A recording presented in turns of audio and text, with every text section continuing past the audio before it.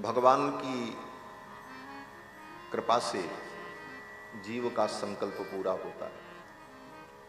जीव संकल्प कर सकता है, लेकिन उस संकल्प को पूर्ण करने की क्षमता जीव में नहीं होती।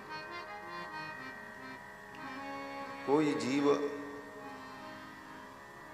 धर्म का भी संकल्प करे कि ये धर्म मैं करूंगा, लेकिन तब तक उसका वो धर्म हो नहीं सकता जब तक भगवान संकल्प न करे। इसीलिए महर्षि वाल्मीकि कहते हैं कि रक्षक स्वस्य धर्मस्य स्वजनस्य च रक्षिता। भगवान स्वयं के धर्म की भी रक्षा करते हैं और अपने स्वजनों के धर्म की भी रक्षा भगवान ही करते हैं। आप कोई धर्म करो तो आप नहीं कर रहे, तो ठाकुर करा रहे हैं, तब आप कर पा रहे। भगवान ही उस धर्म की रक्षा करते हैं। ऐसे धर्म स्वरूप प्रभु श्री राम, रामो विग्रहवान धर्म, जो धर्म के साक्षात विग्रह, उन श्री राम की मंगलमयी कथा, रामायण कथा हम सभी लोग श्रवण करेंगे। ब्रह्मपुर में, ओडिशा में श्री राम कथा, श्री भक्तमाल जी की कथा, श्री भागवत जी की कथा कई बार सुनाने का मुझे अवसर मिला, लेकिन केवल श्री जगन्नाथपुरी में कितनी कथाएं। पहली बार जगन्नाथपुरी के अतिरिक्त यहां पर श्री ब्रह्मपुर में भगवान की कथा सुनाने का अवसर हुआ। ब्रह्मपुर, ब्रह्म तो भगवान श्री राम ही है, उन्हीं की पुरी है ब्रह्मपुर। ब्रह्म का मतलब होता है बृहत्वात् ब्रह्मणत्वाच्च ब्रह्मरित्य विधीयते। जो अत्यंत बृहत है और जो दूसरे को बृहत बना देता है, उसको ब्रह्म कहते हैं। ये ब्रह्म शब्द का शाब्दिक अर्थ है। बृहत्वात् ब्रह्मणत्वाच्च ब्रह्मरित्य विधीयते। ब्रह्म का मतलब परमात्मा, सर्वेश्वर। वेदों के द्वारा जिस परम तत्व का प्रतिपादन किया गया, वो परम तत्व ब्रह्म।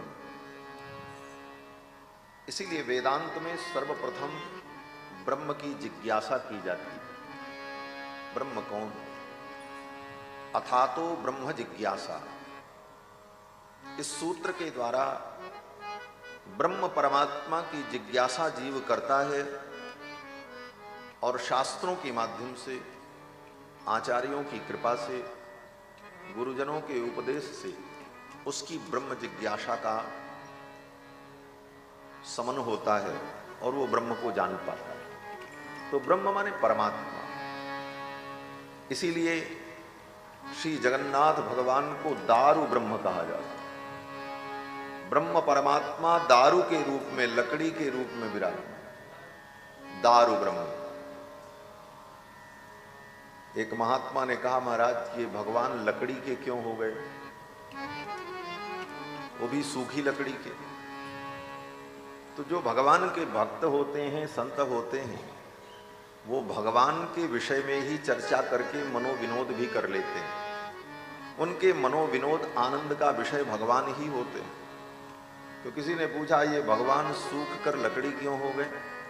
भगवान तो बड़े सरस हैं, रसो वैसा, जो रसरूपा। तो महात्मा ने उत्तर दिया कि बात ऐसी है कि भगवान से ही किसी ने पूछा कि भाई आपकी ये स्थिति क्यों ऐसी हो गई? तो महात्मा भगवान के तरफ से कहते हैं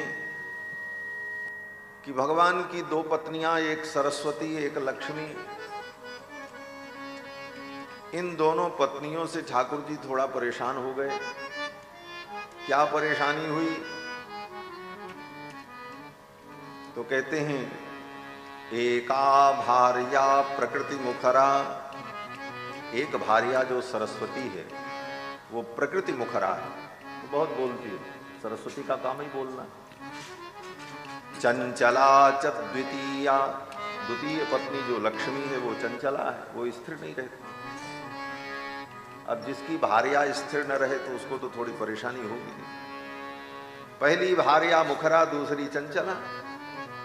और बेटा बोले पुत्रश्चैको भुवन विजयी, भगवान का जो पुत्र है वो कौन? बोले प्रद्युम्न जी महाराज, कामदेव के अवतार हैं। और कौन है? बोले भुवन विजयी। ऐसे पुत्र, पुत्रश्चैको भुवन विजयी मन्मथो दुर्निवारः, मनमथ कामदेव ही जिनका पुत्र है। और इस कामदेव के कारण भी ठाकुर जी को उलाहना सुनना पड़ता है। ये बड़े बड़े ऋषि मुनि महात्मा सब यही कहते हैं, काम तो बड़ा अटपट है। तो अपने पुत्र की उलाहना सुनते सुनते ठाकुर जी परेशान। पत्नी की चंचलता, पत्नी की प्रकृति मुखरता, पुत्र की उलाहना, और शेषशय्या भुवन मुदधि, और शेष की सैया है। और निवास कहाँ है? बोले समुद्र में, भुवन मुदधि, समुद्र में घर। वाहनम पन्नगारी, और भगवान के वाहन कौन है? बोले पन्नगारी, गरुण। गरुण और सांप की लड़ाई रोज घर में होती। थोड़ा सा ठाकुर जी चूक जाएं तो गरुण जी शेष जी के ऊपर हमला कर दे। वाहन और आसन की लड़ाई।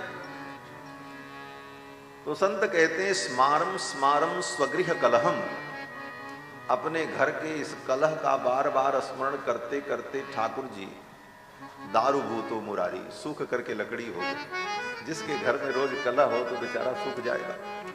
भक्त कहते ठाकुर इसीलिए लकड़ी हो गए, दारू ब्रह्म हो गए।